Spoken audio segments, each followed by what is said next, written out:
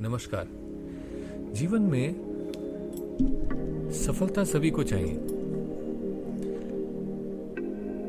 और कुछ सफल हो पाते हैं, शेष सफल पूरी तरह नहीं भी हो पाते हैं। अब इसका आधार क्या है और इस टॉपिक को अभी लेने का कारण क्या है? तो अगर आप देखें, अनुभव किया होगा आपने कि जो भी सक्सेसफुल हुए हैं, सफल हुए हैं जीवन में अपने, उनमें चेतना का एक विशेष गुण था। वो बहुत सजग थे। वो उन बिंदुओं को पकड़ पाते थे जिनको एक साधारण मानव छोड़ दे। और ऐसे में इन सफल लोगों को अगर और समझना हो तो मैं आपसे कहना चाहूंगा कि एक बार किसी भी व्यक्ति को जिसको आपको लगता हो कि सफल है, उसको अनुभव करें।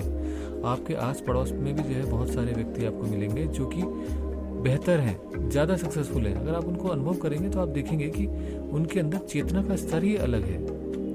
वो उन छोटे छोटे बिंदुओं को और उनको इस प्रकार से पकड़ते हैं जिस प्रकार से अन्य मिस कर जाते हैं। और दूसरा कारण, वो आदतें जो उनमें डेवलप हुई जब वो छोटे थे, और वो जो प्रोग्रामिंग, वो जो आदतें जो डेवलप हुई हैं, उन आदतों के कारण उनकी जो प्रोबिंग एक्सरसाइज है, जो बिहेवियरल एस्पेक्ट्स हैं, वो ऐसे हो जाते हैं कि वो उस असंभव से दिखने वाले कामों को भी बड़ी सरलता से करके निकल जाते हैं।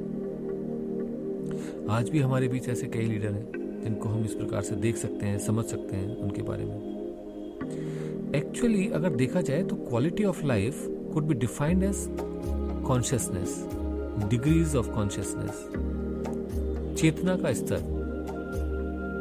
अगर ऐसा है तो हमें अपने जीवन में वो पक्ष, वो प्रयास क्यों ना करा जाए कि हम उसको उपलब्ध हो सके, हम भी वो सब कुछ कर सकें अपने जीवन में। क्या ये एक तरीके से कंस्ट्रेंड है, कुछ ही लोगों के लिए लिख करके आया है कि ऐसा ही होना है? ऐसा नहीं है। हमारे यहाँ ऋषि मुनियों ने काफ़ी शोध किए और उसके बाद में कई ऐसे प्रयोग दिए हैं जिनको सौभाग्य प्रदायक सिद्धि प्रयोग या हर सिद्धि प्रयोग, ऐसे कई नाम दिए जाते हैं। और श्रावण मास में तो एक विशेष विधान इन सब का है, हर सोमवार को करने का।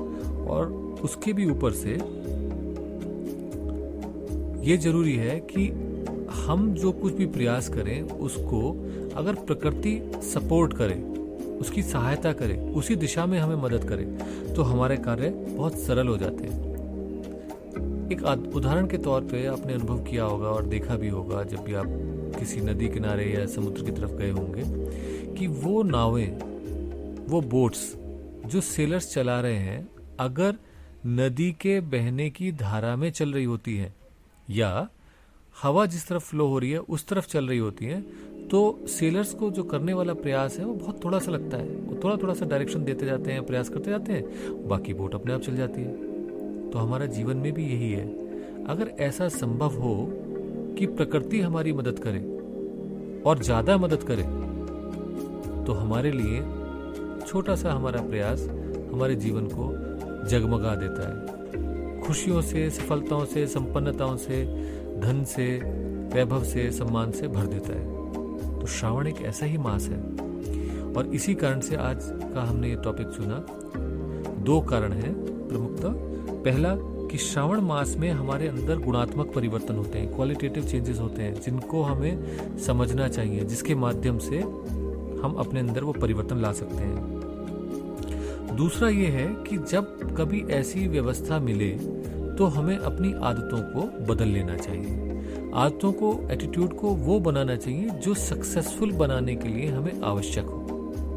अब जैसे आप मिले होंगे कुछ लोगों से जो हमेशा दुखी रहते हैं, परेशान रहते हैं, उनसे पूछिए क्या हुआ आज, कुछ नहीं भी हुआ होगा तो कोई ना कोई दुख ढूंढ के निकाल के आपको बता देंगे।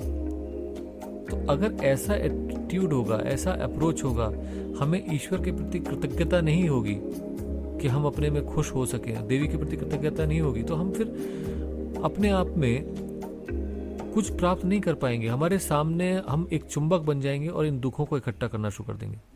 इसलिए ये दूसरा पॉइंट था हमारा कि ऐसे में जब संभावना मिलती है तो अपने प्रयासों से उसको उपलब्ध कर लेना चाहिए।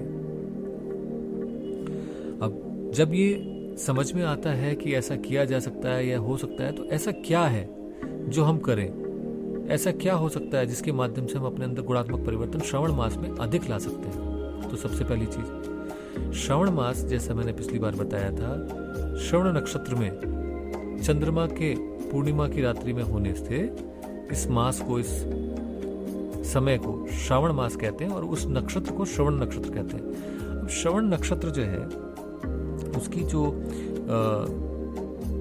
अपनी क्वालिफिकेशंस हैं, कैरेक्टरिस्टिक्स हैं, अगर उसके ऊपर हम ध्यान दें तो वो रिसेप्टिव है। और जब कोई चीज रिसेप्टिव होती है, उसमें ग्राह्यता बढ़ जाती है, तो होता क्या है, तो उसमें अगर हम कुछ संकल्प लें, कुछ उसके अंदर हम डालना चाहें, तो रिसेप्टिविटी बड़ी होने के कारण से वो उसको एक्सेप्टेंस हमारे अंदर बढ़ जाती है और उसकी एक्सेप्टेंस बढ़ने से वो काम संपन्न होने की संभावना बढ़ जाती है। लेकिन इस पूरे प्रयोग को समझने से पहले सबसे प्रमुख बिंदु समझना जरूरी है कि चेतना के ये स्तर हम अगर मनस लेवल पे, माइंड लेवल पे समझने का प्रयास करें तो 3 प्रमुख स्तर कहे गए हैं: चेतन मन, अवचेतन मन और अचेतन मन। इन्हें इंग्लिश में कहते हैं कॉन्शियस, सबकॉन्शियस, अनकॉन्शियस माइंड्स। अब इसमें चेतन मन जो है उसका तो हम सभी लोगों को अनुभव है, मंकी माइंड, कभी ये विचार, कभी वो विचार, कभी ये तोड़, कभी वो फोड़। और सबसे बड़ी बात क्या है कि सारे स्ट्रेस हमारे जितने भी हैं जीवन के, उनका कारण है चेतन मन। सारे आनंद जो हम ऊपर से बाहर से लेते हैं, उसका उपभोग करने पे जो आनंद देता है वो है चेतन मन। अब आप सोच के देखिए कि आपको किसी ने कुछ कह दिया, आपका मन जो है उसे ठेस पहुंची। कौन सा मन ठेस पहुंच गया? यही चेतन मन। अब ये क्या करेगा? ये उसके खिलाफ विचारों को की झड़ी लगा देगा और वो एक प्रकार से, अगर आप उसको अवॉइड करते रहेंगे तो आपके अंदर स्ट्रेस बिल्टअप कर देगा। एक प्रकार का उन्माद, एक प्रकार की ऊर्जा, कुंठा एक शरीर में व्याप्त होने लगेगी और वही स्ट्रेस कहलाती है, जिससे फिर अनेकों अनेक रोग होते हैं। दूसरा जो है वो है अवचेतन मन। अब ये अवचेतन मन क्या हुआ? हमारी जो आदतें हैं वो सारी यहाँ पर है। हमारे जो बिलीफ्स हैं, विश्वास हैं, हमारी धर्म के प्रति अटूट श्रद्धा, हमारे अपने कर्मों के प्रति हमारा विश्वास कि हमने सही किया, ये कहाँ से आता है? ये हमारी आदतों से आता है, ये हमारे बिलीफ सिस्टम से आता है। अब एक सरल सी चीज से आप इसको समझ पाएंगे, सरल उदाहरण से। जब हम कार चलाना सीखते हैं तो क्या होता है? सब कुछ हमारा कॉन्शियस डिसीजन होता है। अब हमें गियर चेंज करना चाहिए तो हम गियर क्लच दबाते हैं और गियर चेंज करते हैं। अब हमारे को स्टीयरिंग मोड़ना है क्योंकि सड़क मुड़ रही है तो हम स्टीयरिंग मोड़ देते हैं। अब हमें जो है एक्सीलेटर दबाना है क्योंकि खाली सड़क है, थोड़ा तेज चलाते हैं, तेज चला लेते हैं। अब रोकना है तो ब्रेक लगाते हैं। ये सारे हमारे कॉन्शियस डिसीजन होते हैं। आप लोगों ने भी सबने अनुभव किया होगा कि जब पहली बार गाड़ी चलाई होगी या जब चलानी शुरू करी होगी तो ये समस्याएं आई होंगी। लेकिन जब कुछ समय बीत जाता है और ये प्रोग्राम कि ऐसे में क्या करना है, अगर सड़क मुड़ रही है तो स्टीयरिंग मोड़ना है, लेफ्ट मुड़ रही है तो लेफ्ट, राइट तो राइट, ये एक बार जब प्रोग्राम हमारे दिमाग में सेट हो गया तो ये डाउनलोड हो जाता है हमारे सबकॉन्शियस माइंड में। ये हमारी मन की गहरी परतों में चला जाता है और ये प्रोग्राम फिर हमारी आदत कहलाता है। फिर हमारे बिलीफ क्या होंगे कि अगर हम राइट हैंड ड्राइव कार चलाते हैं इंडिया में तो फिर हम लेफ्ट हैंड ड्राइव कार को अनकंफर्टेबल महसूस करेंगे। क्यों? क्योंकि हमारा जो प्रोग्राम है वो उसी हिसाब से हमारे अंदर डाउनलोडेड है। तो सबकॉन्शियस माइंड क्या हुआ? हमारे आदतों का, हमारे व्यवहार का एक गहरा रैम, यानी कि कंप्यूटर की एक ऐसी मेमोरी जिसके अंदर रॉम, जिसके अंदर हमारे प्रोग्राम्स स्टोर्ड हैं। अब जब हमें ये समझ में आ गया कि चेतन अवचेतन ये दोनों इस प्रकार से काम करते हैं, तो हमें ये भी समझ में आ सकता है कि अब हमारे को अपने सक्सेसफुल होने के लिए अगर आदतें बदलनी है तो सबसे पहले तो हमें स्ट्रेस लेवल कम करना होगा, हमें प्रसन्न रहना होगा ताकि हम सब समय खुशी को खोज सकें अपने जीवन में। हम अपने कर्मों को करते हुए, अपनी ड्यूटीज को करते हुए, अपनी नौकरी व्यापार को करते हुए भी खुश रह सकें। तो हमारी आदतों को बदल दें तो 2 चीजें होंगी। अपनी आदतों को बदल दें ताकि हमारे स्ट्रेस लेवल्स ही खत्म हो जाएं, हम हर चीज में आनंद को खोज सकें, उसे प्राप्त कर सकें।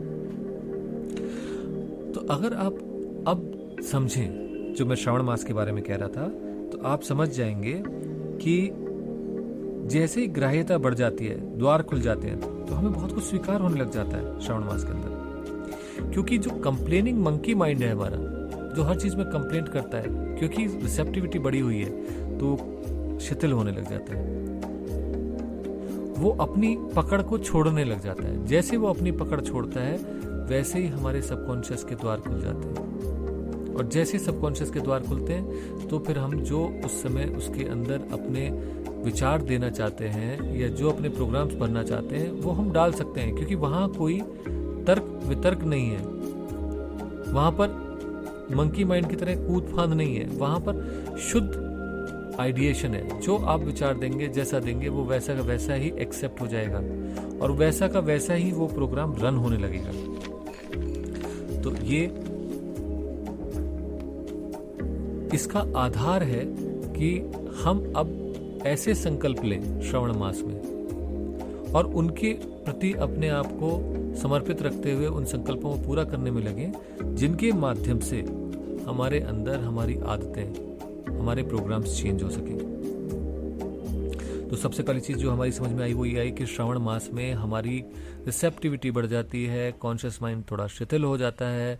इसी कारण से आप देखेंगे थोड़ी सी शांति सी रहती है हमारे अंदर, और ऐसे टाइम पे सबकॉन्शियस माइंड खुला होता है। अगर खुला होता है तो अगर हमने इसके अंदर कुछ गलत भर दिया तो फिर हम पूरे साल जो है परेशान होते रहेंगे, जीवन भर परेशान होते रहेंगे। तो हमें ये टाइम अपने को भी धो देना चाहिए, जैसे कि वातावरण में वर्षा ऋतु सारे वातावरण को धो देती है, पॉल्यूटेंट्स को धो देती है, एटमॉस्फेयर से पेड़ों को धो देती है, उनकी जड़ों में पानी ला देती है, धरती पे जो गंदगी फैली हुई थी उसे साफ कर देती है। तो ऐसे ही हमें भी अपने अंदर सफाई होने देनी चाहिए और साथ ही साथ नए अंकुरण करने चाहिए, नए संकल्पों को बोना चाहिए। चारों तरफ अगर आप देखें बरसात में तो हरियाली हरियाली छा जाती है, नए नए बीज कोपले फूट कर निकलने लग जाती हैं। ऐसे ही हमें अपनी नई नई आदतें इसमें डालनी चाहिए।